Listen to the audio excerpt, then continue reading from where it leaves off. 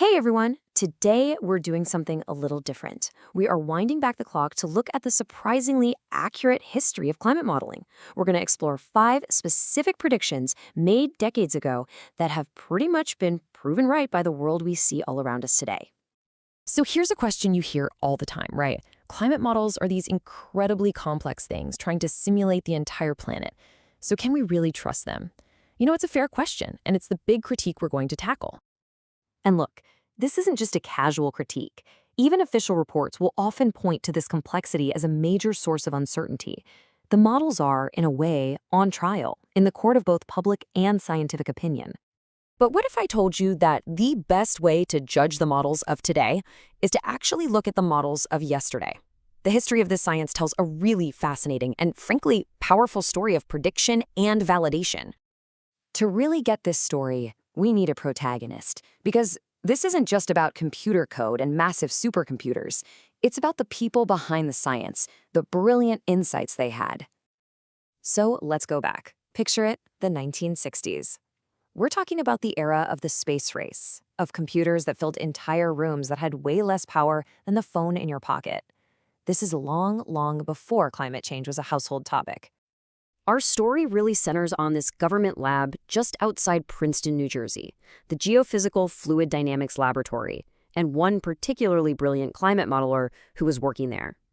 And our protagonist's name is Shukuro Manabe. Now, in 2021, his life's work got the ultimate validation, the Nobel Prize in Physics. And the committee's citation said it was for reliably predicting global warming. I mean, wow. So let's dig into exactly what he predicted. So we're going to start with the foundational predictions, the ones that came from Manabe's earliest, and honestly, simplest models. It turns out these early forecasts would reveal what you can only describe as a unique fingerprint for CO2-driven warming. Now, what's incredible is when this first prediction was made, 1967.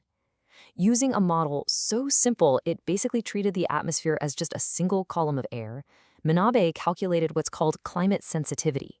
And what he found was that if you doubled atmospheric CO2, the planet would warm by about 3 degrees Celsius. Okay, so how does that prediction from way back in 1967 hold up? Well, this is where it gets kind of amazing. We are now about halfway to that doubling of CO2 he talked about. The bar on the left shows what Manabe's simple model would have predicted for today's CO2 levels, about 1.5 degrees of warming. And the bar on the right? That's what we've actually observed, about 1.2 degrees. I mean, that is astonishingly close. A forecast made over half a century ago is basically holding true. But that's not all. While he was running these simulations, Manabe's simple model turned up something completely unexpected at the time, a real twist in the data. So the model showed that as CO2 increases, the lower atmosphere, the troposphere, where we live, it gets warmer. Okay, no surprise there. But the upper atmosphere, the stratosphere, it actually gets cooler. So why would that happen? Well, it's because that extra CO2 is trapping heat down low, which prevents it from reaching the stratosphere. And that allows the stratosphere to radiate more of its heat away into space. This pattern, warming down here, cooling up there, it creates this unique vertical signature. It's a distinctive fingerprint for CO2. And that's so important. Why? Because other things that could cause warming, like a more active sun, would warm up all the layers of the atmosphere. This specific pattern points the finger directly at greenhouse gases. So Manabe had absolutely nailed the basics. But as his models got more advanced, they started to reveal something new. Not just how much the world would warm, but where that warming would actually hit the hardest.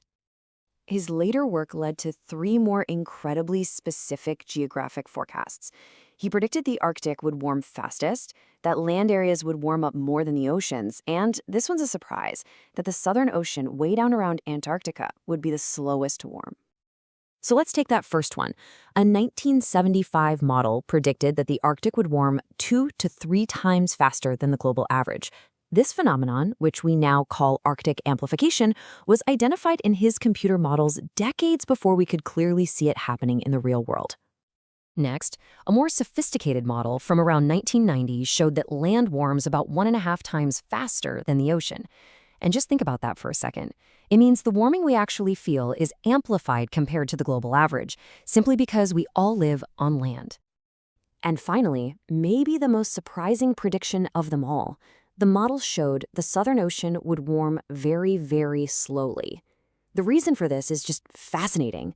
Powerful winds down there are constantly pulling cold, deep ocean water up to the surface. It's like a natural air conditioning system that's delaying the effects of warming for that part of the planet. Okay, so let's take stock. We've got 5 clear, specific, and totally testable predictions made decades ago. One about the overall warming, one about that atmospheric fingerprint, and 3 about these specific geographic patterns. So, what's the verdict? The verdict is in. Decades later, with satellites, weather balloons, ocean buoys, all of our modern technology, the real-world observations came flooding in. And on all 5 counts, the fundamental predictions made by those early models, they were proven right. The warming, the stratospheric cooling, the Arctic getting warmer faster, the land-ocean difference, we see all of it happening today. I mean, this timeline just lays out this incredible scientific journey.